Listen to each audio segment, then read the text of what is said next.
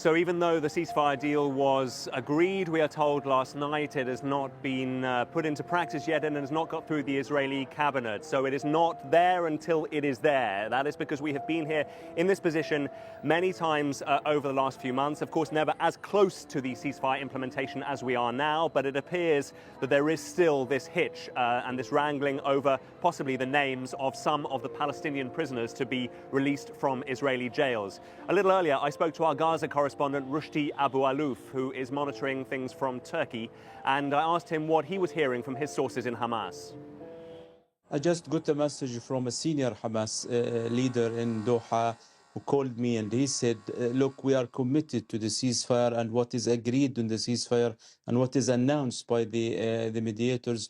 When I did ask him about this, he said that's all lies, as he said. So he denied that Hamas is trying to make anything in the end. Well, last night I was talking to another Hamas source, and Hamas was hoping to include one or two names that, significant names from the people who served for a long time in the prison, especially that two of the former Hamas military commanders in the West Bank are in the Israeli prison, and Hamas was hoping to release them because they want to fix their, popularity, their reputation. They have lost a great deal of its popularity, Hamas, because many people in Gaza and outside, many Palestinians are equally accusing Hamas of what's happening for the last 15 months.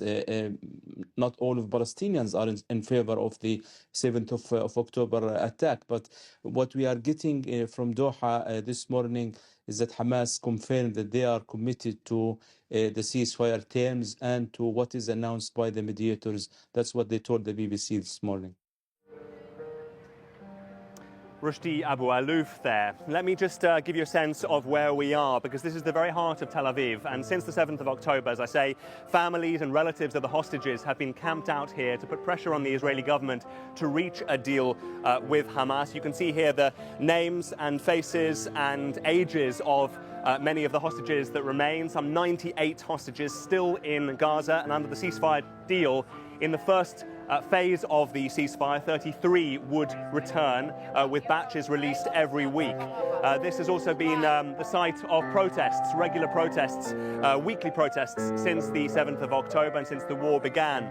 You can see over here a simulation, a reconstruction of a tunnel. That is in reference to the hundreds of kilometers of tunnels that Hamas has built through Gaza to smuggle weapons and supplies, and it is thought also